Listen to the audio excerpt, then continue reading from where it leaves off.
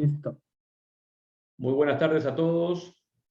Nuevamente es un placer estar en esta actividad académica de FLASOC, concretamente organizado por el Comité de Bioética, un comité que ha ingresado en este periodo de gestión y ya ha estado trabajando en múltiples aspectos vinculados a este tema.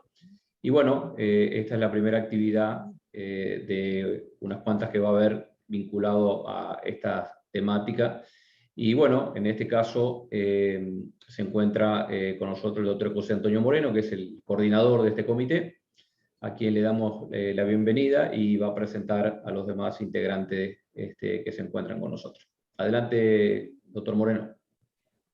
Gracias, doctor Ramuspe. Buenas noches a todos quienes están presentes en esta sesión, esta primera sesión del Comité de Bioética de la FLASOC, y que está integrada pues, por los países latinoamericanos en sus 4 regiones, y que vamos a empezar a trabajar ya a partir de esta época. Arrancamos con una serie de webinars y otras actividades que el propio comité ha determinado en varias líneas de investigación, y también para ir aportando información de utilidad para los ginecobstetras y para los médicos en general que tengan interés en los temas que trata esta disciplina. Voy a tener el gusto, antes de comenzar con las presentaciones, para presentar a ustedes, valga la redundancia, a la doctora Dayana Couto, de la República de Cuba. Ella será la coordinadora de este simposio y nos irá haciendo favor de llevar los tiempos. Y asimismo, pues quiero presentarles al doctor Miguel Montalvo. Él es de República Dominicana y también son ginecobstetras, todos somos ginecobstetras, y también forma parte de este comité de bioética representando a su región. Entonces, pues sin más preámbulo, le doy la palabra a la doctora Dayana Couto, que tiene de momento una primera información que darles, y posteriormente ya me indica cuándo yo pueda arrancar. Muchas gracias. Adelante, doctora Couto. Hola, buenas noches. En primer lugar, darles las gracias a todos los que a esta hora nos acompañan en toda Latinoamérica, ginecobstetras, colegas de otras especialidades, y sean bienvenidos a este primer webinar del Comité de Bioética de FLASOC. Nosotros tenemos buenas noticias, aparte de que voy a decirles que tenemos un panelista que no podrá participar, es el doctor Ricardo Delín de Cuba. Por dificultades ajenas a nuestra voluntad, no ha podido lograr la conectividad, pero de todas maneras su tema será explicado, lo abordaremos. Estamos iniciando el primero de los webinars de una serie que tenemos preparado como comité pionero, porque queremos decirle que el cuerpo directivo de FLASOC por primera vez concretó la integración de este comité como parte de sus grupos de trabajo, lo cual agradecemos enormemente y queríamos reconocerlo en nombre de todos los integrantes del Comité de Bioética. La bioética como interdisciplina ha cobrado en los últimos años una importancia vital. Es un tema de interés y de estudio prácticamente constante ante los dilemas éticos emergentes que se presentan en el ejercicio de nuestra profesión. Lo vemos tanto en el campo de la ginecología y la obstetricia, con el desarrollo que hemos tenido en la medicina, la ciencia, la investigación, la biotecnología, pues bueno, aparecen diariamente muchos dilemas éticos que trataremos de abordar a partir de hoy en estos webinars que les vamos a presentar, y tenemos el firme compromiso de emitir respuestas, sugerencias, pronunciamientos, recomendaciones. Es decir, tenemos como objetivo asesorar al Comité Ejecutivo de FLASO ante los diversos problemas bioéticos que se presentan en la práctica de la ginecología y la obstetricia.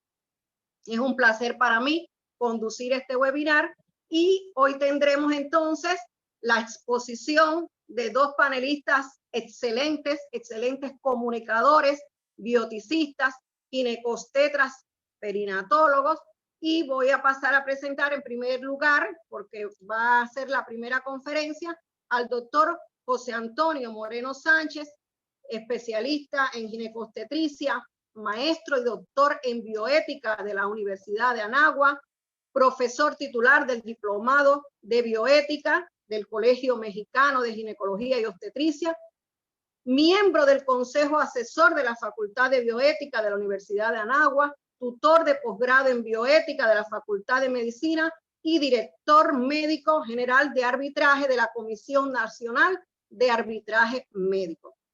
El doctor Moreno gustosamente nos va a exponer acerca del papel del bioticista, los principios de la bioética. Vamos a hacer un recorrido en la evolución histórica de la bioética hasta nuestros días.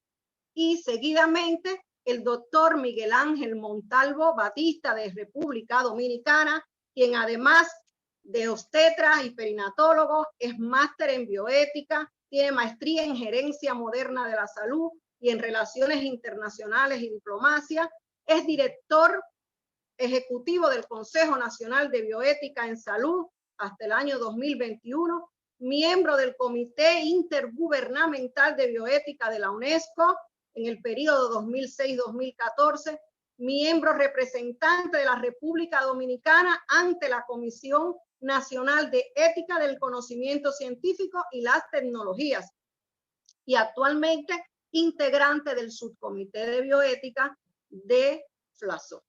Sean bienvenidos. Tiene usted la palabra, doctor José Antonio Moreno.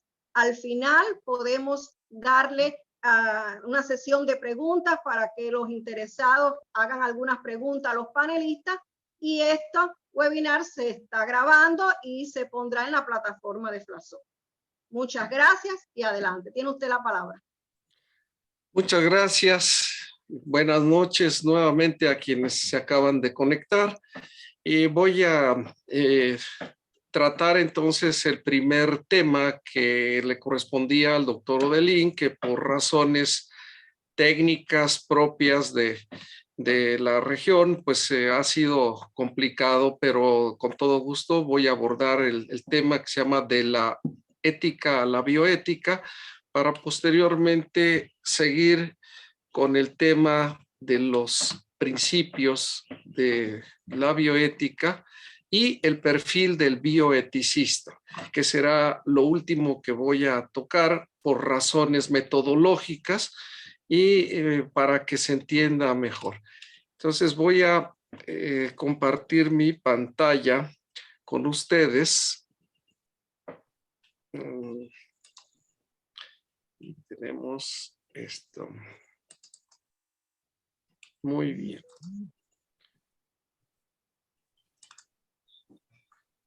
Ahí está ya. Bueno, pues vamos a comenzar. Me voy a tomar un poco de tiempo, nada más, muy breve, para señalarles que la ética existe desde hace muchos años, desde la era de los clásicos, y lo voy a decir muy simple para no aburrirlos, porque la idea es tener un discurso práctico que sea entendible. Así que desde la época de Hipócrates se tiene conocimiento de la ética. Ellos trabajaron mucho esta disciplina. y nos vamos haciendo un recorrido muy simple, muy superficial a través de los años, en donde como fechas destacadas tenemos 1946, que se emite el Código de Nuremberg, que lo emite la Asociación Médica Mundial. Dicho código condenó cualquier experimento sobre seres humanos que careciera de su consentimiento. Recuerden que todo esto se hizo después de la Segunda Guerra Mundial, después de todas las atrocidades que se hicieron con seres humanos, sobre todo en los campos de experimentación y de exterminio nazi. En 1948 surge un evento con un documento muy importante que es la Declaración Universal de los Derechos Humanos. Los derechos humanos son tan importantes que son el fundamento en gran parte de la ética actual y la bioética. Esta declaración defendió entonces el derecho a la vida, en primer lugar, y también a la integridad física y a la familia, condenando la crueldad y la discriminación, y así quedó plasmado desde esos entonces. Ya para 1964 surge un oncólogo de la Universidad de Wisconsin, que es el doctor Frank L. Potter, que fue quien acuñó el término de bioética realmente, a él se le debe, y él dijo que el fin último no debería ser solamente enriquecer las vidas individuales, sino prolongar la supervisión de la especie humana en una forma aceptable de sociedad. Él señalaba ese puente que une a la ciencia con el humanismo, a las ciencias médicas con la ética, y fue como empezó a plasmar los principios o las bases de la bioética. Para 1971 se emite, se publica el primer libro precisamente escrito por el autor que les describí, y se llama Bioética, Puente al Futuro. Y precisamente hace alusión a la ciencia del balance entre el hombre y la naturaleza, un puente hacia el futuro de la humanidad. A partir de ahí se empezó a trabajar este término y estos conceptos, y un año después, en 1972, se funda el Instituto Kennedy de Ética, dando paso a un nuevo saber que era la bioética. Ahí se instituyó formalmente en este instituto de la Universidad de Georgetown. Para 1988 se acuñó el término de bioética global. Esto porque implicaba también a la bioética ambiental.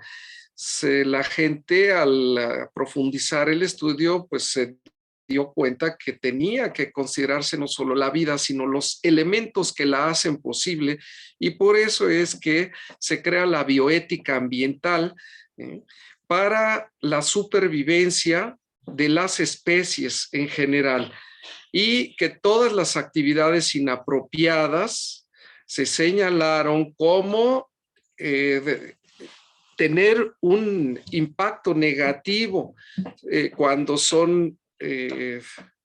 se usan, y ese impacto negativo también se da en otras esferas de la actividad humana. Aquí se planteaba la fuerte necesidad de preservar el medio ambiente para que la vida pudiera darse. El 19 de octubre de 2005 se formula la Declaración Universal de Bioética y Derechos Humanos en una Asamblea General de la UNESCO. Todos estos son hechos que tienen que destacarse, y el contexto bajo el que surge todo esto es precisamente por el agravamiento de la deshumanización que se estaba viendo y que hoy todavía lo estamos viendo. Ahora, con este fenómeno bélico, pues parece que no hemos avanzado como se quería. El uso desenfrenado también del conocimiento científico, la injusticia en la asignación de los recursos para la salud y para la vida, y el acceso desigual, desde luego, a los servicios de salud. Y cualquiera de estos 4 elementos de contexto, si alguien tuviera duda o estuviera en desacuerdo, pues podría señalarlo, pero creo que en esto difícilmente alguien no aceptaría que estamos como en ese entonces que se plantearon las primeras bases. Bien, vamos a pasar entonces ya al terreno más concreto, señalándoles que la bioética se entiende como un estudio sistemático e interdisciplinar de las acciones del ser humano sobre la salud y la vida a partir de sus implicaciones médicas, jurídicas y éticas. No tiene una referencia porque esto lo relaté yo con mis propias palabras, partiendo de los elementos y de las definiciones que ya había. Y esto es lo que a mí me parece que es la bioética. Habrá otros conceptos, pero son muy cercanos, están muy emparentados con esta visión, este estudio interdisciplinario de la conducta humana sobre la salud y la vida. Y se vale del análisis con las ciencias médicas, jurídicas y éticas. A través de esta triada es que se puede hacer análisis de los fenómenos o de los problemas que hay. Tiene como finalidad el análisis entonces interdisciplinario de esos problemas morales ligados a las ciencias médicas y la vinculación con el ámbito del derecho y de las ciencias humanas. Esto es parte de la propia definición, pero orienta hacia el objeto de esta interdisciplina. Y la bioética se ocupa entonces de la preservación de la vida y de analizar lo que pueda afectarla, pero no es en sí sobre la vida, sino la realidad sobre la que se decide es en sentido eminentemente sobre la vida humana, es decir, sobre el viviente, no la vida como tal, sino el viviente en todas sus etapas, porque pues es un proceso y en donde el ser humano es el mismo, simplemente va transitando por los periodos distintos. Pero en relación con las otras formas de vida también tienen mucha importancia, pero es en un sentido jerarquizado y en un sentido derivado en su adecuada jerarquía y armonía. ¿Por qué? Porque la vida humana está por encima de cualquier otra forma de vida. Sin embargo, no sería posible si no se preserva también otras formas de vida de los reinos diferentes. Tenemos como disciplinas nucleares entonces a la ciencia médica, al conocimiento científico técnico, a las ciencias jurídicas representadas en el derecho y a la filosofía con todas sus ramas y variantes y campos de estudio como la antropología, la ontología, la propia ética, etcétera. Entonces, esta interdisciplina tiene que abordar siempre o abarcar estas 3 áreas que la nutren para poder hacer un análisis adecuado. Entonces se estudia el estado del arte médico, se estudia el marco legal y normativo y se estudia la moralidad del acto. Todo esto en un conjunto porque no se puede omitir ninguna parte de este análisis para poder tener una visión completa de los problemas que se enfrentan. Y algo muy importante que les voy a mencionar y que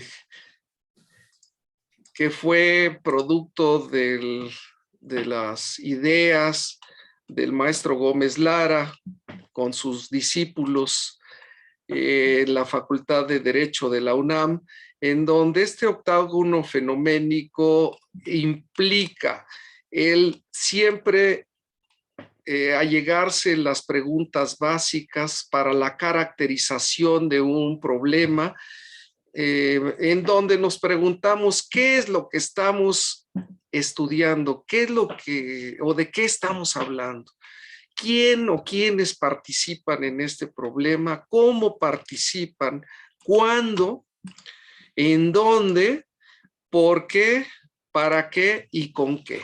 Si nosotros aplicamos estas preguntas básicas, podemos empezar a caracterizar muy bien un problema para poderlo desglosar y finalmente poder llegar a aterrizar conclusiones, propuestas, recomendaciones, sugerencias, observaciones, lo que sea. Esto sería el resorte del grupo interdisciplinario de bioética que se encarga de resolver problemas o de proponer elementos para su resolución.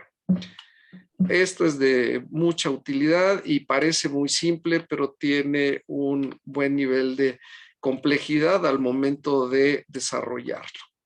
En el que se aplica la epistemología, ahí vamos en orden de complejidad, para el quién, la ontología, para el cómo, la metodología, para el cuándo es la cronología, para el dónde es la geografía, para el por qué es la filosofía y el para qué es la axiología y finalmente con qué, pues hablamos de los recursos, la economía. Entonces ya se va enriqueciendo la forma del abordaje en donde necesitamos de alguna manera conocer de estas disciplinas para poder contestar cada una de las preguntas.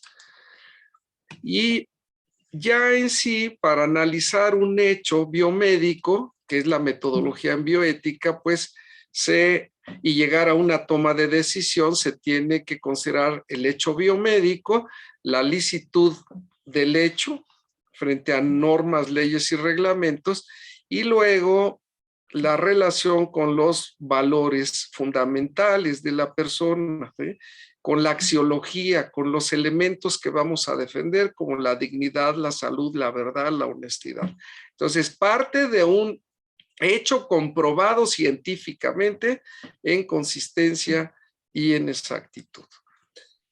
Las bases de la bioética filosófica son respetar la vida humana, proteger la integridad individual, la prohibición de todo acuerdo comercial del cuerpo humano y sus órganos, y estos serían los tres elementos esenciales que la bioética estudia, analiza, defiende desde una perspectiva del personalismo. De esto voy a hablar más adelante, no me voy a detener mucho, pero las pautas generales en bioética, si se las señalo, en primer lugar, se ocupa de la primacía de la persona humana sobre cualquier otra forma de vida y cualquier otro elemento.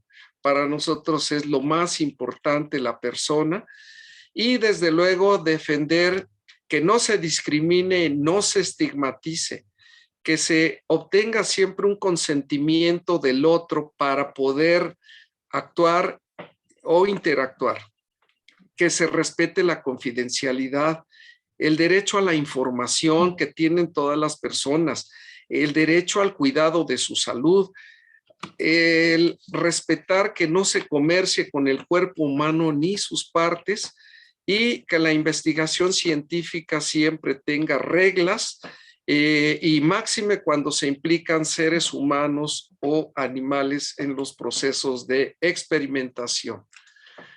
Los referentes fundamentales de la bioética, entonces, son el valor de la vida, el valor trascendente de la persona, la concepción integral de la persona entendida como una síntesis unitaria de valores físicos, psicológicos y espirituales, y una relación de complementariedad entre la persona y sociedad, en el entendido que siempre es antes la persona que la sociedad, puesto que no puede existir una sociedad sin personas, siempre ocupa la jerarquía y el primer lugar en todo lo que se esté analizando. También de corrientes bioéticas voy a hablarles más adelante, y nada más señalarles que la imposibilidad de nuestro terreno de trabajo médico, la imposibilidad de evitar la ética, el tener cuidado con cómo se manipula el lenguaje, tener cuidado con el relativismo ético y la tolerancia excesiva, con las perspectivas sociológicas o culturalistas que han dado el surgimiento a varias corrientes de pensamiento que no tienen la solidez o la consistencia para soportar estos conceptos que estamos señalando, y el estar en una aporía de la universalidad frente a la singularidad.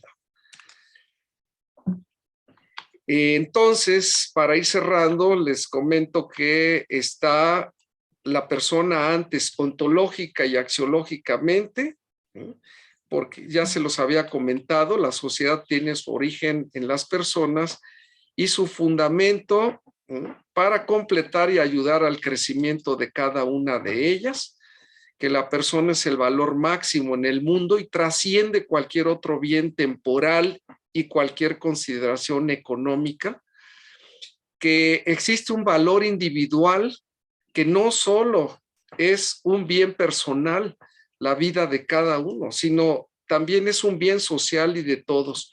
Por lo tanto, la obligación tiene la obligación de defender la vida y promoverla. Y que aunque la vida física no representa la totalidad de los valores de la persona, sí representa para muchos el fundamento primario e indispensable de los demás valores personales. ¿Por qué? Porque la economía se adecúa a la persona y no al revés, ¿sí? Nunca la persona se debe adecuar a la economía. Por eso la diferencia entre valor y precio. La persona tiene valor y las cosas tienen precio. La persona, entonces, también, y su vida no se subordinan al contexto social, al número de hijos, a los compromisos educativos, a los proyectos personales, ni siquiera al de otra persona en particular. Debe haber un equilibrio, ¿sí? Y contrastarlo contra la armonía. ¿Qué es lo que buscamos? No son equilibrios, sino armonía y subordinación de esos valores respecto a la persona humana. Entonces, la obligación ética de la sociedad, de la ciencia y de cada uno en particular supone un compromiso para prevenir con medios legítimos ilícitos las situaciones de riesgo y deterioro de la salud en las personas para garantizar la mejor asistencia hospitalaria y tecnológica. Y aquí voy a cortar para que pasemos al otro tema. Creo que con esto ha quedado suficientemente dado el mensaje que yo quería darles, y en aras de que el tiempo nos alcance y no nos consuma, voy a pasar a la otra presentación. No sé, doctora Couto, si usted quiera hacer algún comentario en lo que pongo la otra presentación.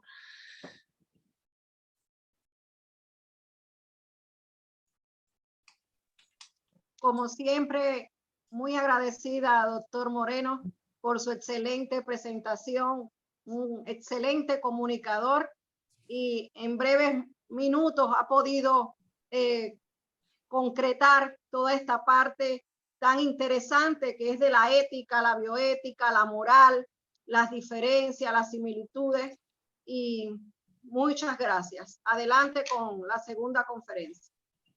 Gracias. Les recuerdo que pueden ustedes hacer sus preguntas en el chat que tenemos para que haya un orden y la doctora Couto pueda ir conjuntando y también para que se vayan respondiendo de manera más ordenada y podamos los panelistas o adecuar las respuestas o las preguntas a cada uno de nosotros. Vamos a compartir la siguiente, que es, a ver.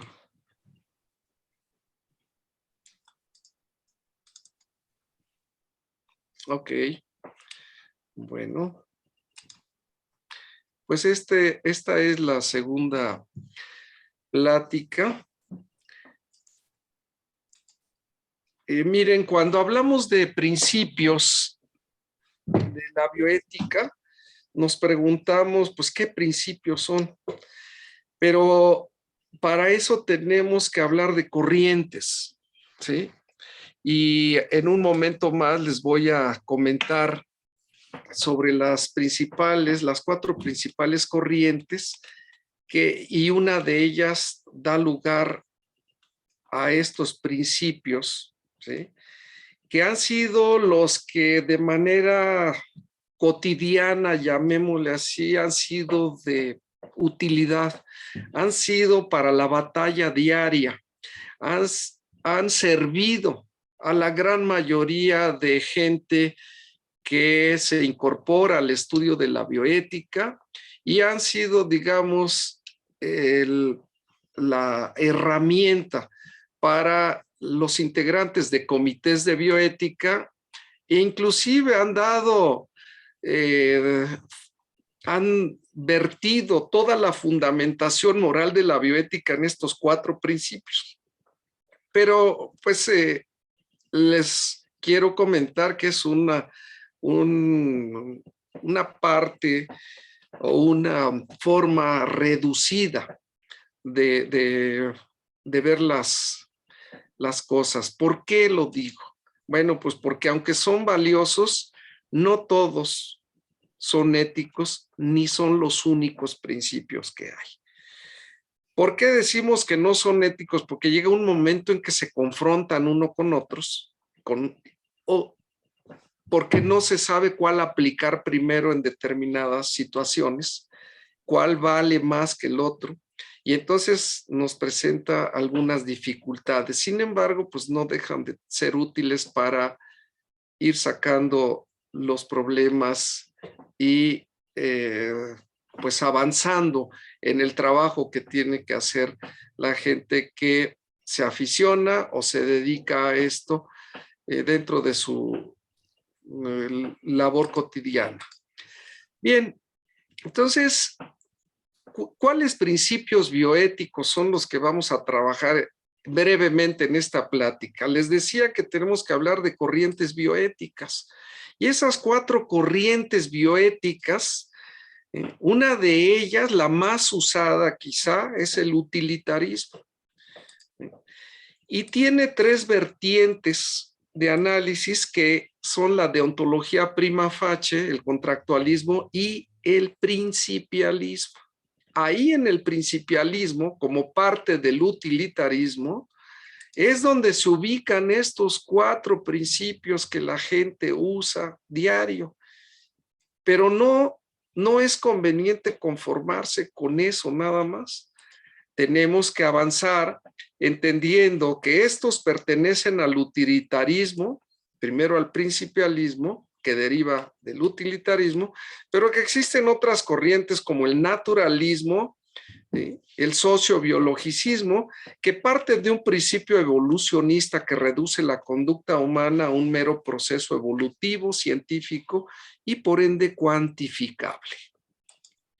Existe otra corriente que es el liberalismo, que dicho de manera muy simple, parte de que la libertad es el valor absoluto. A partir de la libertad es como se construye una forma de pensamiento ético que conduce a veces a laberintos sin salida. Y finalmente la corriente personalista o personalismo, que tiene como elementos fundamentales los que les comentaba hace un rato: el respeto a la vida humana, la libertad y la responsabilidad, la totalidad o principio terapéutico y la sociabilidad o subsidiariedad. Son 4 elementos que construyen el personalismo. Bien, entonces esos principios de los que les voy a hablar, que no son estos 4, les voy a hablar de los principios que se llaman principios formales, porque son de mayor utilidad, de mayor alcance y no presentan choques entre sí. ¿De dónde vienen estos principios formales? Bueno, son planteamientos que la moral clásica ha hecho en coherencia con los principios éticos que podemos apreciar en el código de contenido concreto que se expresan en el decálogo bíblico y que pues, todo mundo conoce, ¿sí? Pero que son principios que no indican concretamente sobre qué persona recae determinada acción. No habla sobre padre y madre, no habla sobre ninguna otra cuestión que personalice a alguien, sino que se formulan como muchas otras leyes de la ciencia positiva, de una manera general, formal, de modo que puedan concretarse en cualquier actividad humana, que cualquiera los pueda emplear. Y ustedes van a ver cómo identificarán algunos que la gente comenta a diario y pues a veces no sabe de dónde vienen. El primero de ellos es la sindéresis. ¿Qué quiere decir? Haz el bien y evita el mal, así de sencillo. Ese es, digamos, pauta, es principio formal, es regla de vida. ¿Sí? Y más o menos se refiere a obrar en la medida en que las acciones nuestras puedan contribuir al respeto a la dignidad de las personas y a la preservación en la vida y todo lo que lo hace posible. Esa es la sindéresis. El segundo principio se llama integridad. ¿Qué quiere decir? Que el fin nunca justifica los medios. Ah, caray, aquí ya yo había oído lo contrario, dirán algunos, que el fin justifica los medios. Pues no, el principio de integridad nos dice lo contrario. ¿Sí? Esta frase se le atribuyó a Maquiavelo, pero expone la idea de que los hombres, estando en el poder, así lo decía él, deberían ser juzgados por los resultados que obtienen, ¿sí? Y si al final los resultados deseados se lograban, los medios que utilizaban para ellos también tendrían que perdonárselos. Es decir, no importa cómo alcanzó el fin, pero se consiguió, aunque tenga que morir o hacer determinadas cuestiones sobre las propias personas o sus bienes. Bien. El tercer principio es el de proporcionalidad, que habla de no hacer un acto bueno que produzca efectos desproporcionadamente malos. Esto se aplica en medicina y en cirugía de manera cotidiana, de tal forma que nos sirve como pauta de actuación, entendiendo que nadie está obligado a utilizar todas las intervenciones médicas que actualmente están disponibles, sino solo aquellas que nos ofrezcan una razonable probabilidad de beneficiar a las personas en términos de que se preserve su salud o la recupere y no que la empeore. El cual se refiere a que es legítimo todo lo que contribuya al bien de la persona. Esto, desde el inicio del pensamiento filosófico en Grecia, la evolución de la idea de la posición que el ser humano ocupa en el universo y su relación con él, ha seguido un camino paralelo al progreso de la ciencia y al desarrollo de la antropología. El principio de universalidad dice que hay valores que son objetivos, válidos para toda persona y cultura. Y el ejemplo más importante son los derechos humanos, porque son universales. ¿Por qué? Porque aplican para todas las personas en todos los rincones del planeta. ¿Sí? Nadie puede negar que la libertad o que el derecho al trabajo o que el derecho a la salud pueda haber alguien que no lo tenga o que no lo merezca. La virtud habla de que el bien posible es obligado. Siempre también es pauta de actuación en donde toda persona debe adquirir las capacidades entendidas como virtudes para alcanzar una vida plena o completa. La indisponibilidad también es muy importante porque señala que hay que tratar a las personas siempre como fines y nunca como medios, nunca como instrumentos, nunca como herramientas para obtener fines que nosotros queramos. Porque las cosas tienen precio y son reemplazables, pero los seres humanos no. Los seres humanos tienen un valor ilimitado y son sujetos dotados de identidad, capaces de pensar, de elegir, y son únicos e irreemplazables. La imparcialidad se refiere a que, este es muy bonito, a mí me gusta mucho, porque el bien no va a ser mayor porque yo lo haga. Esto elimina la soberbia de en medio, tan frecuente en el gremio médico. Y tampoco el mal mayor, o el mal va a ser mayor porque yo lo sufra. Es decir, el bien no es más porque yo lo hago, ni el mal es más porque yo lo estoy sufriendo. Refleja entonces una conciencia moral madura, reconocimiento de los demás, valoración subjetiva de la conciencia de sí mismo, y actuar parcialmente es egocentrismo y es soberbia, y es falta de reconocimiento de la dignidad porque minimiza a los demás. Entonces, eso hay que tenerlo muy claro porque nos sirve para tomar decisiones y para analizar problemas. El no permisivismo habla de que es malo prohibir lo bueno y es bueno prohibir lo malo, aunque parece un juego de palabras, ¿no? Es todo un principio que tiene una fundamentación filosófica en medio. No me voy a detener mucho por razones de tiempo. La no restricción por negativo dice que una norma que se formula en negativo no tiene menos valor, sino mayor claridad que en positivo. ¿Qué quiere decir? Estos ejemplos, ¿sí?, son buenos. No hay mejor testigo que el papel escrito, no se puede ser juez y parte, no hay una pena sin ley. El no reafirma la acción, reafirma el deber y no al contrario. Entonces, podemos plantear algunas cuestiones en negativo y tienen fuerza mayor. Y el bien común, que señala que es preferible el bien de muchos al bien de una sola persona, siempre y cuando sean bienes del mismo orden o nivel. No se valdrá comparar o estar trabajando con algunas cuestiones o unos bienes que sean de diferente cuantificación, de diferente orden o nivel. ¿Sí? ¿Por qué? Porque no es un cálculo de cantidad, sino de calidad del bien que se pone a disposición de pocos o muchos. Y finalmente el imperativo categórico que señala que obres de tal manera que tu acción pueda erigirse en norma universal de conducta. Esto obliga, compromete y bueno, pues es un principio dado por la autonomía misma del sujeto, que es mucho más profundo, no me voy a detener ya más.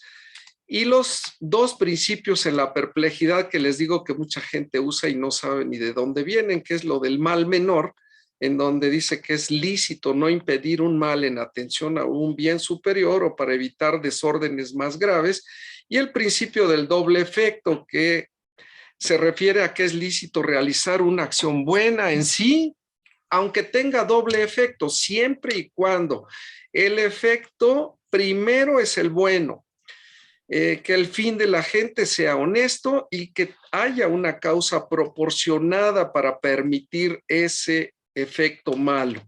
Esos son los principios.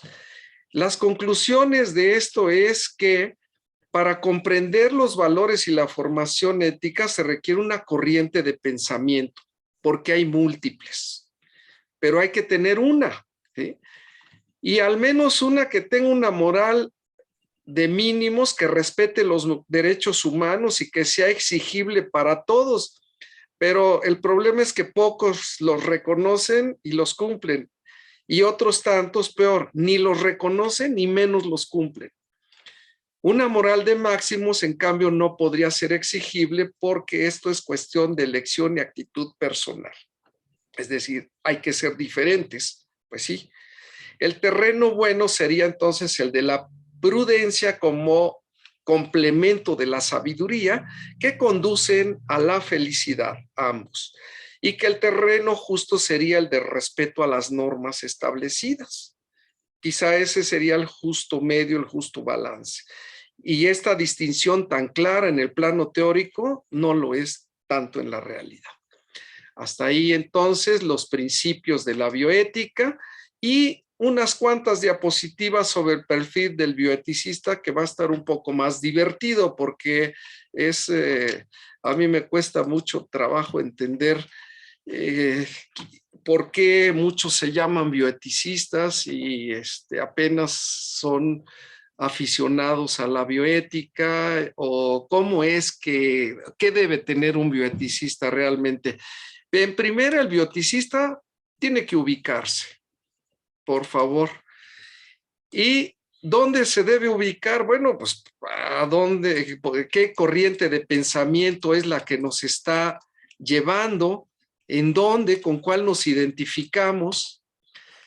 Debe tener una visión interdisciplinaria. ¿Qué quiere decir? Que no solo se informe, también se documente. ¿Sí? Que sostenga la bioética como una disciplina que exige cultivo y aplicación. Un individuo que acepta la interacción entre las ciencias jurídicas, médicas y filosóficas. Un individuo que respeta y asume la metodología propia de cada uno de los saberes involucrados, los coordina sin revolverlos arbitrariamente y que entiende la metáfora del puente que la bioética tiende entre las ciencias naturales y la ética. El bioeticista organiza saberes diversificados para preguntarse cuáles intervenciones sobre la vida son factibles y legítimas y que da razones para ello. También es un individuo que se cuestiona frente a la vida si lo que se vale se puede, y todavía con más vehemencia, si lo que se puede se vale, y procura no equivocarse en algo tan crucial. Un bioeticista es un individuo con sensibilidad, un individuo que lamenta y se indigna cuando no se acierta en las intervenciones sobre la vida, que cuando la vida es vejada, instrumentalizada, mutilada o sacrificada injustamente, se indigna, que sostiene que la bioética es una ética aplicada en donde los saberes filosóficos descubren el sentido y el valor de los saberes fácticos, prácticos, así como el sentido y el valor de sus aplicaciones técnicas.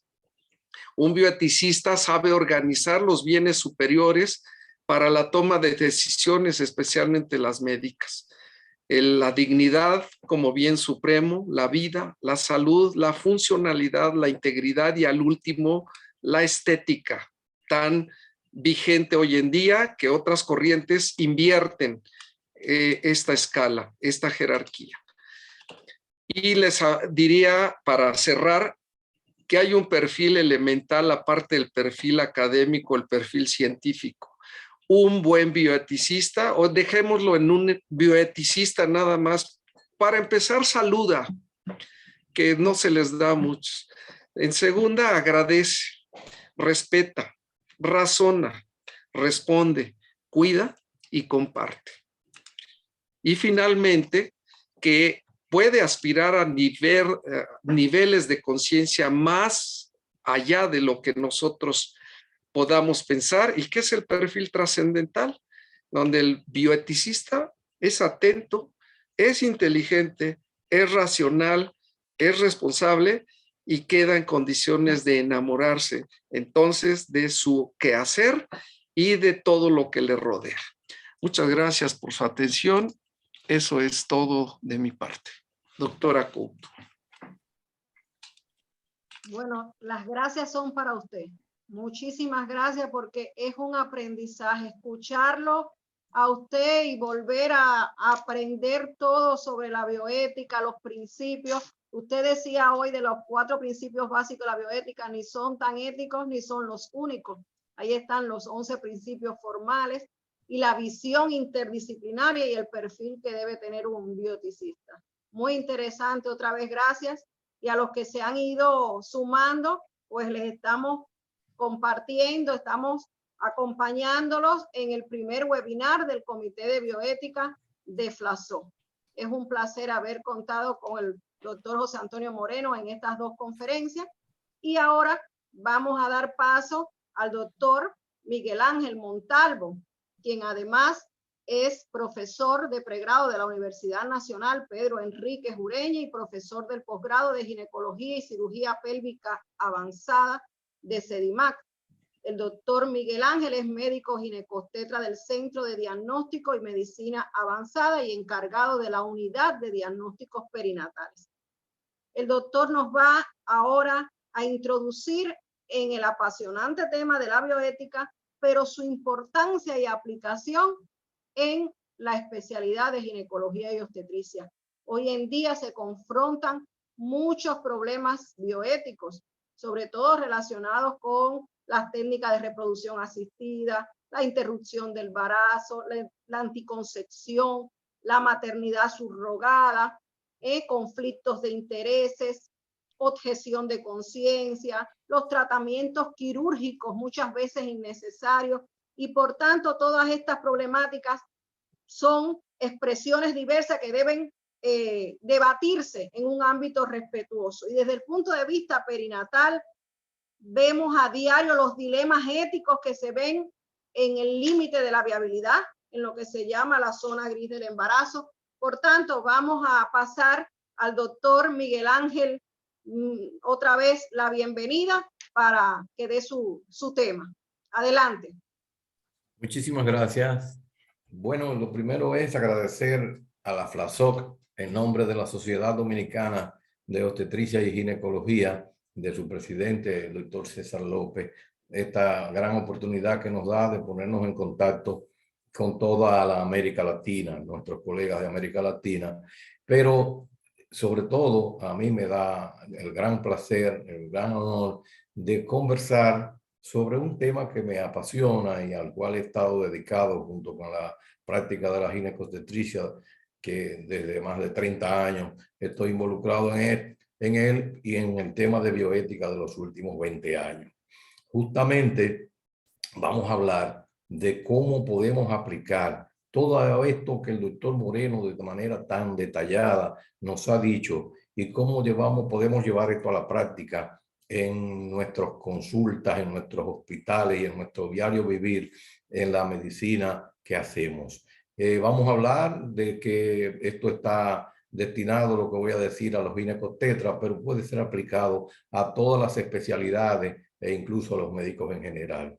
Lo primero que tenemos que pensar es que muchas cosas, o casi todas las cosas, a partir del nuevo siglo, al final del siglo pasado, comenzaron a cambiar.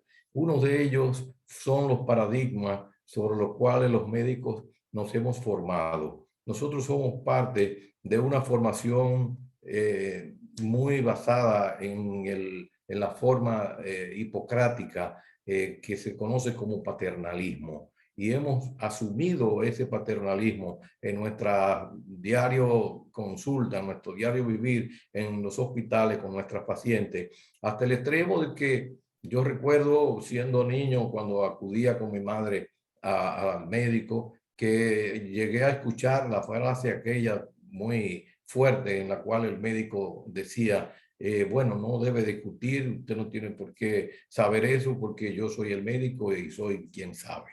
Eso ha cambiado. Y justamente hay una obra que yo la recomiendo siempre de Alvin Toffler que se llama Cambios del Poder. Esa obra precisamente analiza cómo el poder, basado fundamentalmente en el conocimiento, a partir de la revolución informática pasó de manos. Y nosotros los médicos que nos creíamos que éramos los dueños del saber y teníamos el poder del conocimiento, hoy día nos encontramos con que cuando llega una paciente a nuestro consultorio, viene con tanto conocimiento sobre su patología, sobre su problema como nosotros mismos. Y tenemos que estar preparados para eso. Y justamente la bioética nos da esa herramienta. Entonces vamos a ver cómo, siguiendo al profesor Moreno en su magnífica charla, yo puedo seguir también la misma línea y aplicar estos conocimientos a todo lo que es la práctica de la ginecología y la obstetricia. ¿Quiere caminar? Ok. Se me fue un poco atrás. Un momentito.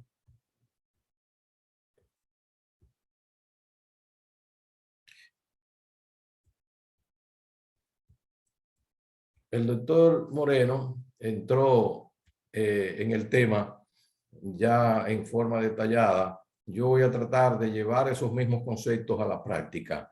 Y vamos a comenzar con la definición que le da vida a la palabra que Potter nos dio, que se llama bioética, empezando por la definición de ética.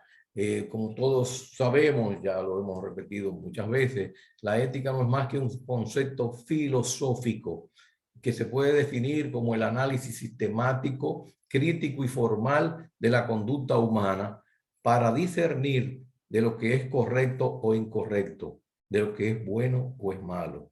Por eso tenemos diferentes formas de enfocar la ética, tanto desde el punto de vista de Aristóteles como de Kant, como la ética estoica, y por eso no hay una aplicación de la ética general a todas las sociedades y a todas las culturas. Vamos a ver entonces cómo se diferencia de la bioética y cómo entonces nosotros debemos tener esto bien claro. La bioética está definida como también la definió el doctor Moreno, como el estudio sistemático de las dimensiones morales, fíjense, morales, las decisiones, la conducta, las líneas guías de las ciencias de la vida y de la salud, con el empleo de una variedad de metodologías con un enfoque interdisciplinario. Esa es una definición de la Enciclopedia de Bioética, pero hay otra. Está, por ejemplo, esta que dice que es el estudio sistemático de la conducta humana en el ámbito de las ciencias de la vida y de la atención a la salud, examinando esta conducta a la luz de los valores y de los principios morales. Y subrayo la palabra valores porque justamente es la diferencia entre lo que conocemos como ética y lo que conocemos como moral. Incluso hay obras que señalan cómo perfectamente hay una diferencia entre bioética y moral y ética. Según Andrés Egler, que es otro de los precursores de la bioética en el mundo, la bioética no es más que el diálogo entre profesionales médicos y profesionales de ética y filosofía, dando como resultado el involucramiento de éticos en problemas biológicos. Pero ahí está precisamente la parte que tenemos que tener presente en la bioética, y es que nosotros vamos a estar trabajando con la vida, no necesariamente con la parte filosófica, sino con la parte fundamental, la esencia del ser humano, que es la vida. La moral, en cambio, forma parte de la vida cotidiana, de la sociedad y de los individuos. Es un conjunto de costumbres y normas que se consideran buenas para dirigir o juzgar el comportamiento de las personas de una sociedad. Por tanto, tiene también apellido, vamos a decir así. Tenemos la moral cristiana, que ve las cosas desde un punto de vista cristiano. Tenemos la moral islámica, que también las ve desde su punto de vista. Y tenemos la moral socialista.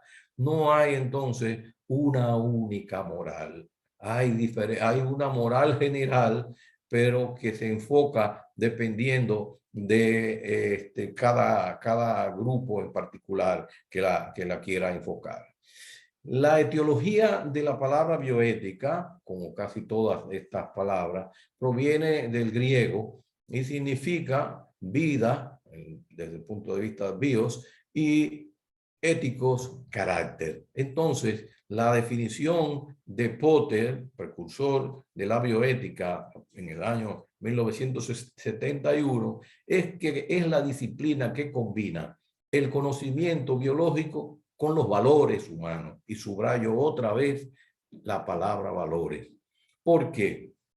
Porque como vimos, moral puede ser enfocada desde las costumbres de cada región, de cada lugar, de cada sociedad, de cada familia incluso.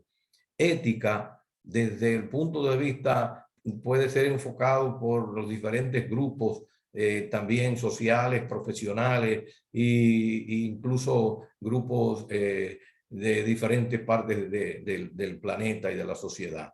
En cambio, los valores son los mismos en todas partes. Cuando hablamos de valores, podemos hablar de honestidad, y la honestidad es un valor que es igual en nuestro país, en el suyo y en cualquier parte del planeta o del mundo. La sinceridad es un valor. La paciencia es un valor. La humildad es un valor. La bondad es un valor. El perdón es un valor. Y todos esos valores son iguales y se interpretan iguales en cualquier parte del mundo. Y todo eso nosotros vamos a tener que tenerlo presente desde el punto de vista bioético, esos valores, cuando estemos aplicando nuestros conocimientos como médicos. Porque un médico que no es honesto, un médico que no es humilde, un médico que no es sincero, no puede catalogarse como un médico ético, ni moral, ni mucho menos bioético. Por tanto, vamos a enfocarnos en eso para seguir viendo cuáles son las formas de nosotros poner en práctica la bioética dentro de nuestra profesión, la ginecobstetricia. Como ya nos dijo el profesor Moreno, hay varios enfoques dentro de la bioética para ver esta disciplina. Dentro de ellos el principio del principialismo de Buchan y Childress, en donde la beneficencia, la no maleficencia, la justicia, la autonomía son la base fundamental. Y aunque es cierto que hay otra forma que no son tan éticas, tan éticos, y que no son también tan justos incluso, bueno, pues tenemos y debemos tenerlos presentes para nosotros manejarnos de la mejor manera en nuestro diario quehacer, en nuestra profesión. Es así, entonces, como nos llega a nosotros un recurso que se nos puso en las manos a los médicos de todo el mundo en el año 2005, con la Declaración Universal sobre Bioética y Derechos Humanos. Tuve la gran oportunidad, el gran honor de representar a mi país en el Comité Intergubernamental de Bioética de la UNESCO. Justamente empecé en el año 2005, cuando se aprobó esta declaración, y me comprometí en ese momento a difundirla cada vez que se me diera la oportunidad. No quiero perder esta oportunidad para compartirla con ustedes y ayudar a los nuevos, a los jóvenes, a que la busquen y la tengan presente, y sobre todo la apliquen en su diario vivir, porque justamente está estructurada para que nosotros podamos hacer una aplicación de nuestra profesión en mejores condiciones.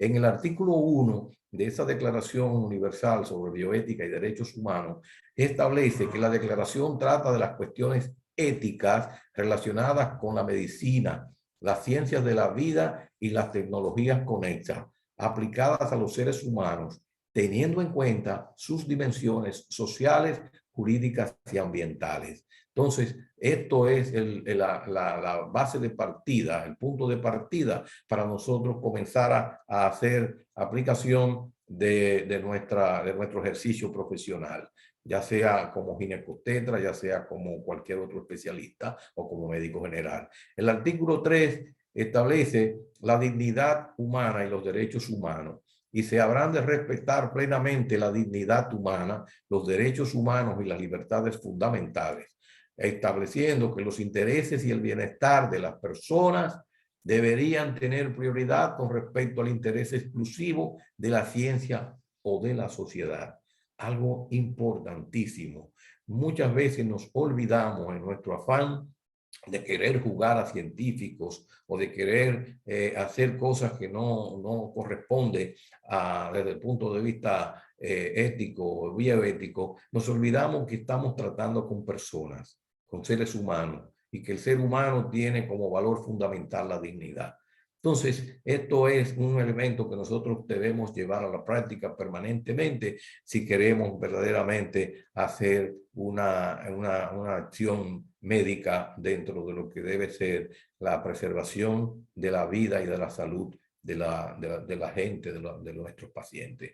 La autonomía es el artículo 5 de la Declaración Universal sobre Bioética y Derechos Humanos, y en ella se establece que se habrá de respetar la autonomía de la persona en lo que se refiere a la facultad de adoptar decisiones, asumiendo la responsabilidad de estas y respetando la autonomía de los demás.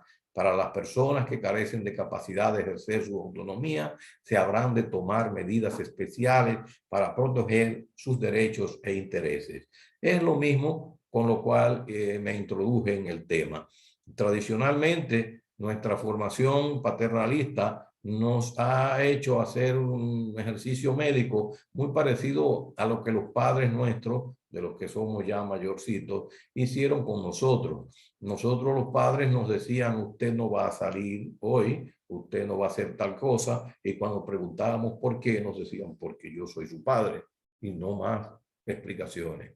Esto mismo hemos hecho nosotros dentro de nuestros ejercicios, nuestra práctica médica. Hemos impuesto a los pacientes muchas cosas sin ellos conocerla y sin quizás estar de acuerdo muchas veces. Entonces, es hoy día un derecho establecido en una declaración universal en la cual todos nos hicimos compromisarios al firmarla. Ahí habíamos más de 125 países en ese momento y todos la firmamos y nos comprometimos a difundirla y a respetarla. Por otro lado está el artículo 6, que establece el consentimiento informado. Toda intervención médica preventiva, diagnóstica y terapéutica solo habrá de llevarse a cabo previo consentimiento libre e informado de la persona interesada, basado en la información adecuada.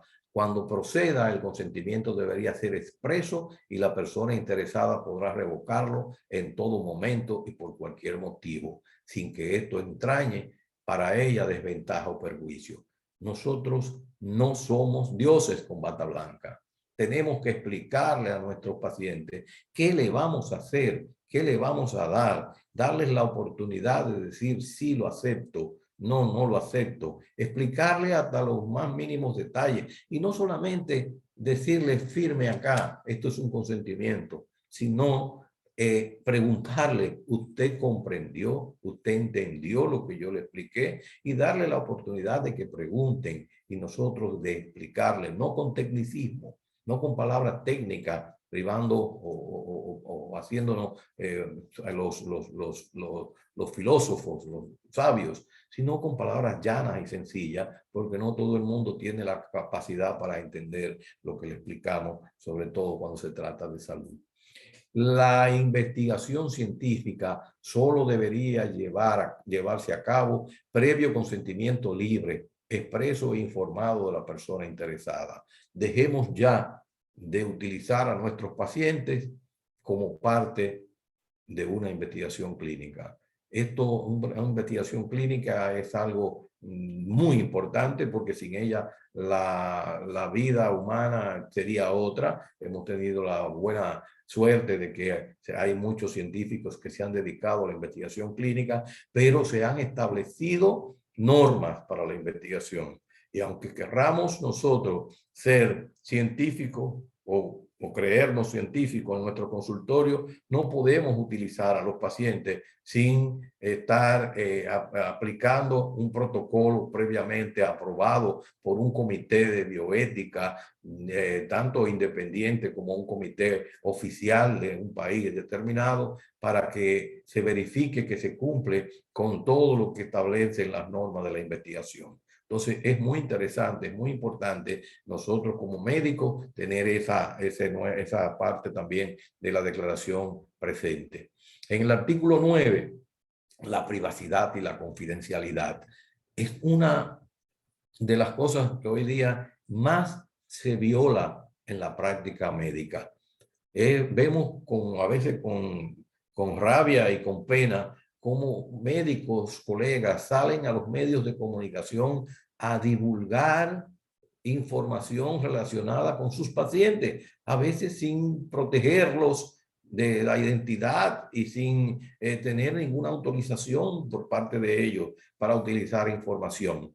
La privacidad de las personas interesadas y la confidencialidad de la información que les atañe deberían respetarse en la mayor medida posible. Esa información no debería utilizarse o no revelarse para fines distintos de los que determinaron su acopio o para los que se obtuvo el consentimiento de conformidad con el derecho internacional, en particular el relativo a los derechos humanos. La confidencialidad y la privacidad es un derecho humano, pero que está recalcado por la Declaración Universal de la bioética. Ya saliéndome un poco de esta declaración, entro ya al tema en sí. Bioéticas en los servicios de salud significa lograr y mantener los más altos niveles de competencia profesional en la salud de las pacientes. No podemos dedicarnos a realizar una práctica sin estar nosotros preparados para estos fines, porque pondríamos en riesgo incluso la integridad física de nuestras pacientes. Por tanto, desde el punto de vista bioético, esto es una de las principales condiciones para llevar a cabo una buena práctica en la ginecología, la obstetricia o cualquier otra especialidad. Asegurar que la competencia profesional incluya el ofrecer solo aquellos servicios para los cuales se posee un estándar reconocido de competencia. De lo contrario, referir a profesionales adecuadamente capacitados según lo ameritan las circunstancias. No somos todólogos. Hoy la medicina se ha fraccionado tanto que hay un especialista para cada subespecialidad y otro para cada subespecialidad. De manera que cuando no estemos en capacidad de hacer un buen servicio, dar un buen servicio en la especialidad que estamos desempeñando, tenemos la obligación desde el punto de vista bioético de referir ese paciente a alguien que sí la pueda dar. Asegurar una conducta profesional respetuosa que promueva dignidad y la seguridad de las pacientes. Nosotros no podemos involucrarnos desde el punto de vista personal con la vida personal de nuestras pacientes o de sus familiares. Hay que asegurar esa conducta respetuosa porque eso es parte de la bioética. Evitar las relaciones inapropiadas, por tanto, con pacientes o con sus familiares. Esas relaciones que pueden ser explotadas con fines sexuales, emocionales, financieros o de investigación. A veces nos buscamos una forma de captar un permiso, una permisividad para llevar a cabo un procedimiento, ya sea médico o ya sea en investigación, y nos valemos de nuestra buena empatía con el paciente o sus familiares y utilizamos eso de manera inadecuada. Eso es parte de la violación de un derecho que tienen los pacientes y que debe ser respetado. Asegurar que el derecho del médico a preservar sus propios valores morales o religiosos no resulten en la imposición de esos valores personales en él o la paciente. Mi idea, mis conceptos, mi concepción sobre, por ejemplo, el aborto, sobre, por ejemplo, los métodos anticonceptivos, no necesariamente yo se los puedo obligar a aceptar a mis pacientes. Cada uno tiene sus principios, tiene sus valores, tiene sus creencias, tiene su fe, incluso para los que no creen en algunos conceptos religiosos, y eso hay que respetarlo. Para hacer una buena práctica médica, sobre todo en nuestro caso en la ginecobstetricia, debemos tener eso presente y respetarlo. Negarse a practicar o apoyar prácticas que violen los derechos humanos o los principios éticos. Nosotros los ginecobstetras creo que debe ser uno de los grupos profesionales de las especialidades que más se nos puede presentar la oportunidad de violar principios éticos y principios y derechos humanos, porque tenemos la vida de dos seres en nuestras manos, la madre y el feto muchas veces. Entonces, si nosotros aceptáramos, ya sea por amistad, por complacencia, por dinero o por cualquier causa, aceptáramos a ayudar o a facilitarle algún procedimiento a un paciente o a una paciente violando un principio ético o violando los derechos humanos, estaríamos totalmente en desacuerdo con lo que establece la bioética y no podríamos nosotros entonces, o no deberíamos nosotros ser parte de este grupo que estamos hoy hablando de bioética en la ginecobstetricia. Mantener y promover el más alto nivel de integridad y honestidad con las pacientes, con los colegas, con los estudiantes, en el curso de la práctica médica y las investigaciones. Nosotros los médicos nos desenvolvemos en los hospitales, nos desenvolvemos con nuestras compañeras, ya médicos, enfermeras, estudiantes, y es muy fácil uno de tener algún tipo de relación a veces no consensuada o no aceptada dentro de esa diario vivir, pero debemos cuidarnos de manera especial porque esto es una violación también a estos principios bioéticos. Y adoptar un modelo de comportamiento interpersonal con pacientes y allegados para asegurar que todos los miembros del equipo de salud promueven un ambiente óptimo para el desarrollo del aprendizaje y de los cuidados médicos. Por último, promover el aprendizaje continuo de los profesionales de la salud en cuestiones de salud sexual y reproductiva y en derechos y ética. Estos son básicamente los elementos que debemos nosotros llevar como estandarte para poder llevar a la práctica nuestra profesión, nuestra especialidad dentro de un margen o de un ámbito bioético.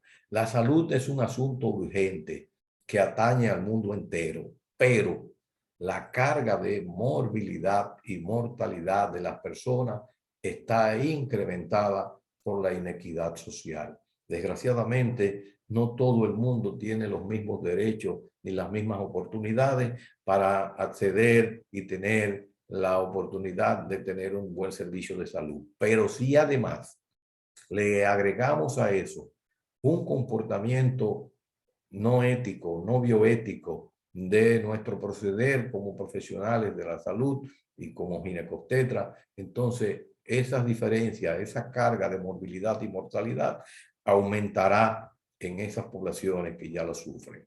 La salud resulta a menudo comprometida no necesariamente a causa de falta de conocimientos médicos, sino debido a violaciones básicas de los derechos humanos.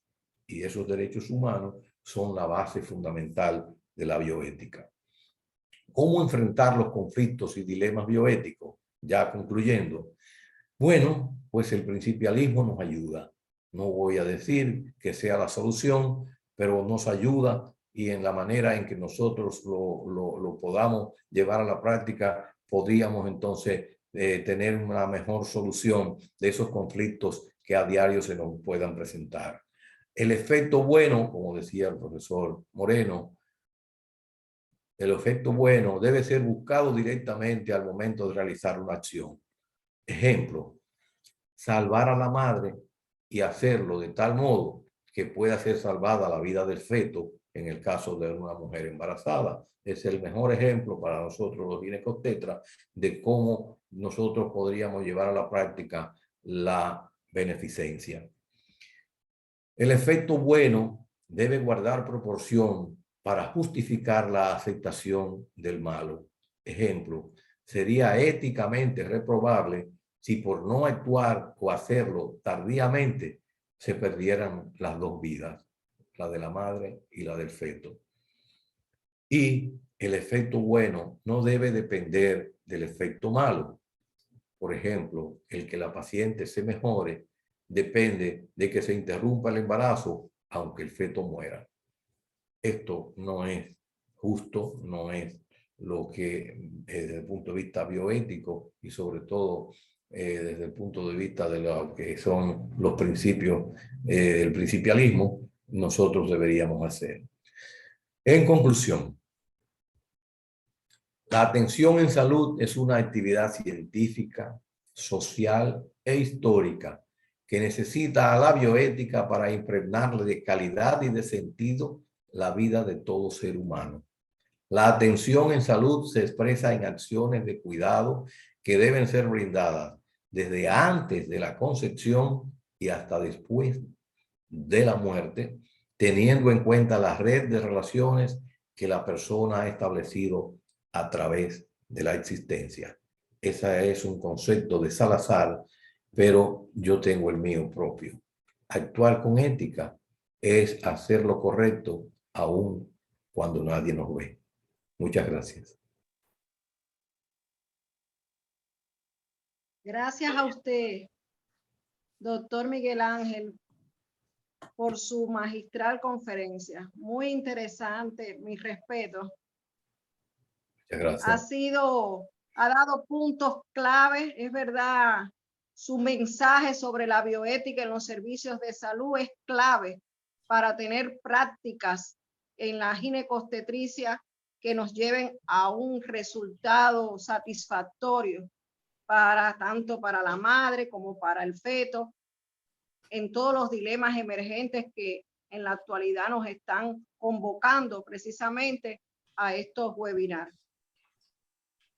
Yo quería exhortar a los que nos escuchan y a los que nos ven que tenemos un formulario en red sobre una encuesta que salió en el boletín de FLASO del mes de febrero y que, bueno, contamos con la participación de todos los ginecobstetras latinoamericanos para de ahí nosotros emitir conclusiones de lo que está sucediendo en Latinoamérica con relación a la bioética y las buenas prácticas, los principios básicos en el cumplimiento de todas estas funciones. Muchas gracias nuevamente y pasamos entonces a ver las preguntas que han hecho para los panelistas.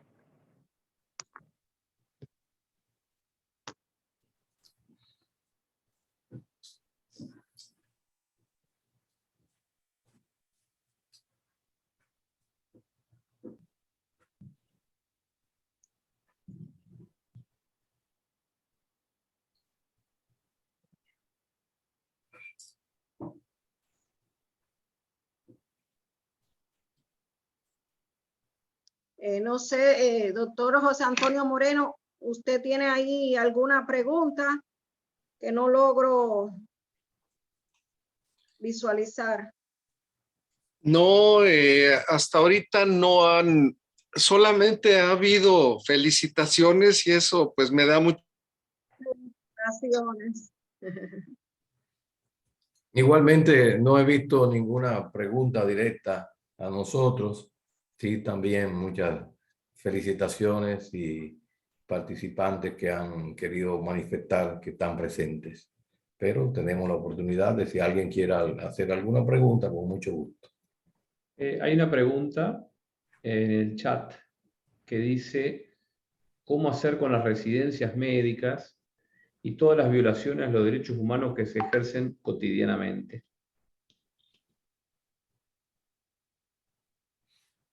Bueno, no sé si la respondo a yo. Adelante, adelante. Pero sí, voy a emitir mi parecer porque es una también de mis preocupaciones. Justamente en los últimos años he estado buscando la forma de ir a las residencias médicas a llevar esta conferencia y otras más para estimular a los residentes a que se involucren con la bioética. Pero desgraciadamente, la respuesta no ha sido la esperada.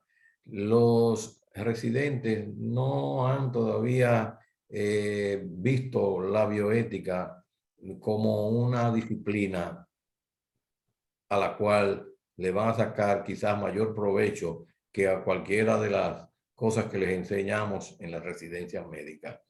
Y esto se lo atribuyo fundamentalmente a que no es en la residencia donde se tiene que comenzar a explicar y enseñar la bioética. Tenemos que irnos más hacia atrás, desde la premédica, desde la medicina, desde que comienza el estudiante la carrera de medicina, la bioética debiera ser una disciplina obligatoria para todos ellos, y así cuando lleguen a sus diferentes especialidades, a sus diferentes residencias, van a tener un concepto más acabado y más amplio de lo que esto es y lo que significa y cómo pueden sacarle mayor provecho. Pienso que es desconocimiento, y el desconocimiento no es necesariamente de los residentes, es también de los profesores de la residencia. Es que la mayoría de los médicos hoy día no están interesados por la bioética porque todavía siguen teniendo el concepto de que la bioética es una materia, es una disciplina etérea de filósofos y de cosas raras. Y no se dan cuenta que esto puede llevarnos incluso a evitar o a salvarnos de una demanda médica. Cuando un juez, usted le presenta, y a mí me ha tocado ir a algunos juicios como experto, y uno le presenta lo que ocurrió desde el punto de vista bioético y cómo actuó el médico, la conducta, la posición del juez cambia totalmente. Entonces vean esto así, y a los formadores de la residencia, a los profesores de la residencia y a los jóvenes que nos están hoy compartiendo este webinar, les exhorto a que se involucren en la bioética porque se le puede sacar mucho provecho en toda la carrera de medicina. Perfecto. Hay Otra pregunta. Sí. ¿La puedes leer, Dayana? Yo la tengo aquí en el chat, pero si no Sí, hay dos cómo no. preguntas. Dice, sí, pregunta Jenny García que en una paciente con leucemia o cardiopatía descompensada y embarazo por ley del país no se acepta y le dan dilatación al proceso y muere la paciente. Bueno, Jenny, querida amiga, es de acá, de República Dominicana. Este es uno de los grandes dilemas a los que nos tenemos que enfrentar a nivel general los médicos. Y precisamente la bioética muchas veces choca con lo legal. En nuestro país en particular, en donde tengo entendido que pudo haber ocurrido un caso parecido, si mal no recuerdo. La situación se da porque nosotros tenemos el aborto proscrito, o sea, no permitido en todas las circunstancias, incluyendo cuando la vida de la madre corre peligro, cuando el feto está deformado, cuando hay incesto, todas esas cosas que son todavía hoy día parte de discusiones que no llegan a ninguna conclusión, pero que tenemos que enfrentarla. Desgraciadamente, lo que tenemos que hacer en esos casos es lo que acabo de decir al final de mi charla. Buscar la forma de que el efecto bueno sea lo menos nocivo para, en estos casos, ambos sujetos, la madre y el feto. Tendríamos que haberle dado tratamiento a esa paciente con leucemia y ese tratamiento pudo haberle hecho daño al feto, pero la intención no fue hacerle daño al feto. Y la solución al problema pudo haber sido un aborto, pero si se hubiera realizado el aborto, entonces chocábamos con las leyes que prohíben tajantemente la interrupción del embarazo en cualquier circunstancia.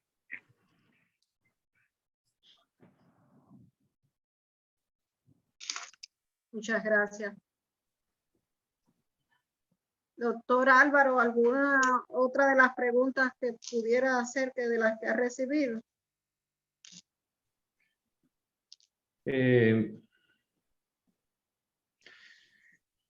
Bueno, aquí hay otro sobre cómo influye, dice, se sabe y se ha estudiado de cómo influye negativamente la pérdida de la privacidad en el proceso del parto y en la psiquis de la mujer. Es un comentario. Y bueno, y después otra sobre el punto de vista del aborto en América Latina, los distintos contrastes, la despenalización en unos, la cárcel a la mujer en otros. Son los últimos dos comentarios que tenemos.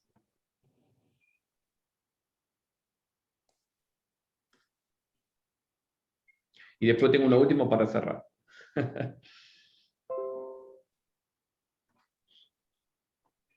No sé si quieren comentar algo de eso.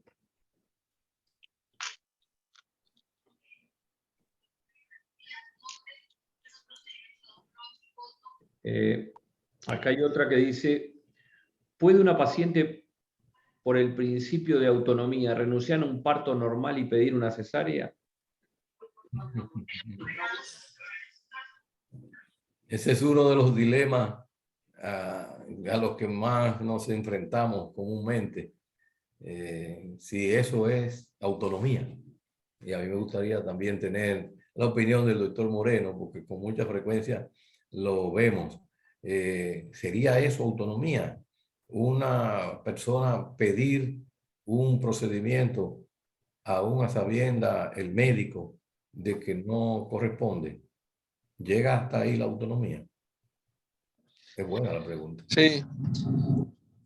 Bueno, perdón por la interrupción, cayeron aquí rayos, está lloviendo muy fuerte en México y se cortó, pero bueno, respecto a esta pregunta, definitivamente el uso de la autonomía le permite a la mujer decidir la vía de nacimiento independientemente de lo que dice la lex artis en obstetricia, puesto que este aspecto de la cesárea por petición obliga a que el obstetra pondere y aplique precisamente el principio de proporcionalidad, en donde señala que no hagas un acto bueno, es decir, complacer la voluntad o respetar la autonomía de la paciente con efectos desproporcionadamente malos. Si yo sé que es un riesgo mayor el hacerle la cesárea y esto la va a dañar en lugar de ayudarle, pues simplemente trato de convencerla y de decirle que la libertad tiene un límite.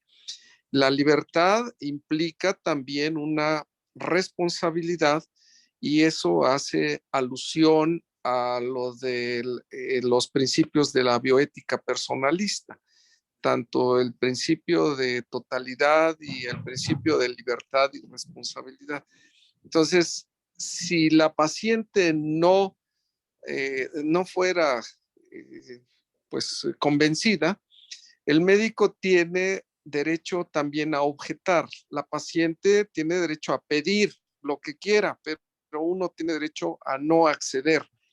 De acuerdo a las formas de pensamiento, por eso les digo que es muy importante que el médico ubique a qué corriente pertenece para que no sea satanizado por otros y tampoco sea recriminado o que le hagan un juicio por haber hecho una cesárea si no tenía aparentemente una indicación, simplemente era la petición de la paciente.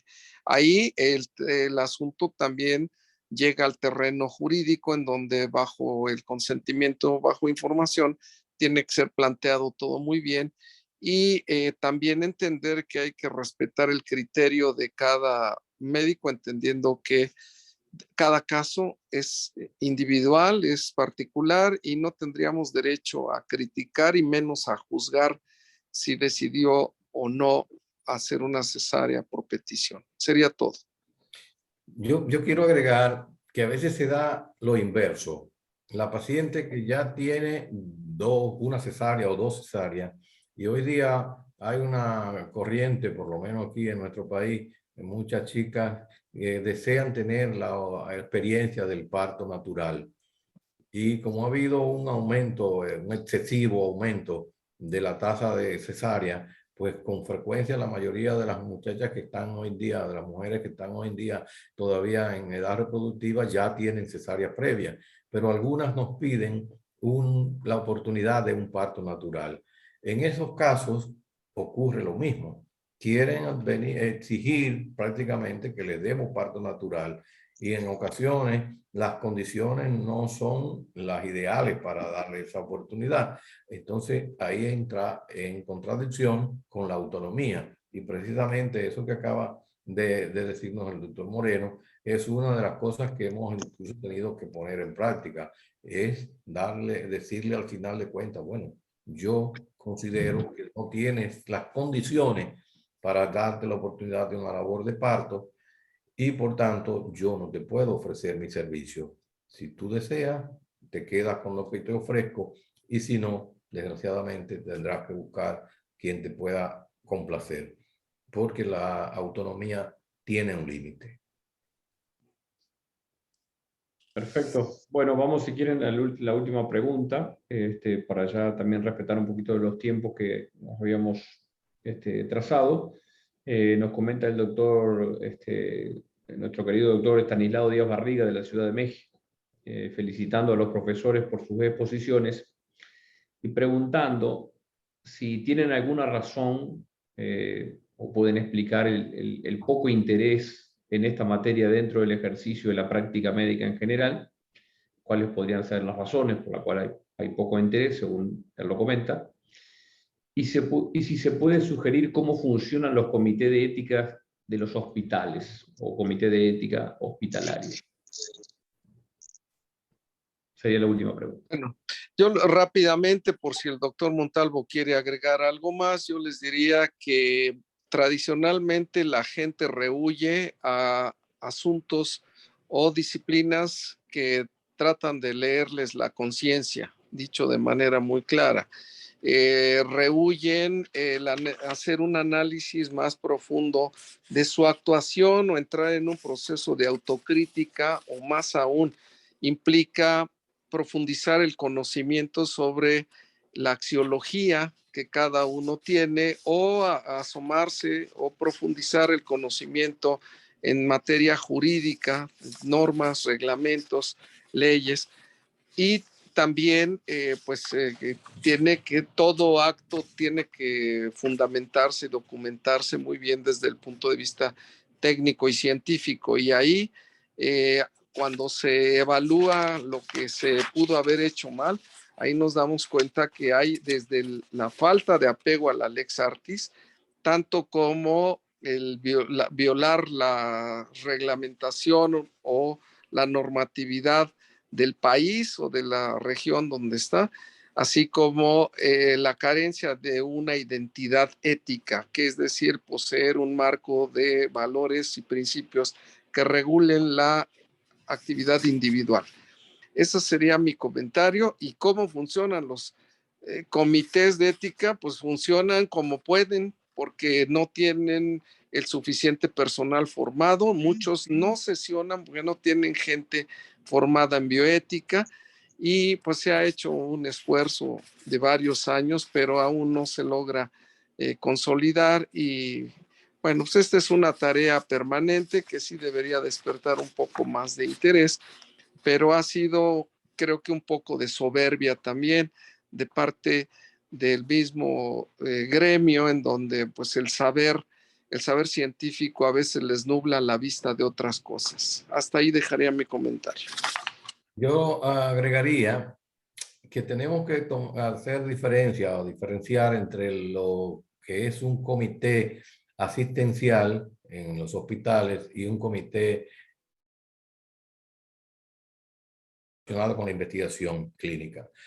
Hoy día estamos recomendando que todos los hospitales, sobre todo los hospitales docentes, tengan un comité de investigación, de bioética de la investigación, pero todas las instituciones de salud, independientemente de que sean docentes o no, deberían tener un comité asistencial, comité de bioética asistencial, y no saben ustedes la importancia que tiene en un momento determinado ese comité. Eso evita que los médicos en una situación determinada, en esas situaciones en que nos encontramos en un verdadero dilema, no tengan que asumir responsabilidades personales y responsabilidades individuales, sino que se lleven a la discusión de esos comités, y esos comités, aunque no son tribunales, ayuden a dirimir y aclarar lo que pueda ser mejor para resolver una situación de dilema. Entonces, la recomendación sería que todos los hospitales, todos los centros de salud, aún los privados, deberían tener comités y capacitar. Acaba de decir el doctor Moreno la palabra clave: la capacitación de personal en bioética. No necesariamente tienen que ser maestría. Hacer cursos de formación en bioética que hay hoy día en la web, en cantidad de ellos, totalmente gratis, para tener nociones por lo menos de lo que es bioética, y entonces formar esos comités con ese personal que mayor capacidad tenga, evitando, y esto es muy importante, que las autoridades de los hospitales, sobre todo de los hospitales públicos, intervengan en esos comités directamente, porque muchas veces asumen entonces el rol de jefes autoritarios e imponen muchas veces criterios que crean ellos o consideren ellos que van en beneficio de la institución. Entonces ahí hay que poner gente neutral, médicos, enfermeras, hasta parte de la sociedad cercana al hospital o al centro, que tengan la mayor capacidad o la mejor vinculación con el tema bioético. Perfecto. Bueno, pues si podemos ir cerrando, doctora Dayana. Bueno, me sumo a la felicitación que han tenido los profesores, los panelistas a través del chat por las excelentes conferencias y sus comentarios tan acertados. Y bueno, ya ve que tenemos bastantes asuntos que tratar. Hay tela por donde cortar. Va a haber temas bastante en los próximos webinars y todos entonces estaremos convocados a los próximos. Muchas gracias. Perfecto. Bueno, buenas noches a todos. Buenas noches. Buenas noches, muchas Buenas gracias. noches. Hasta luego, buenas noches. Muchas gracias a ustedes. Muchas gracias. Hasta la próxima. Un placer estar en esta actividad y conocerles la cara a todos. Gracias. Hasta luego. Mi respeto para ustedes. Hasta luego.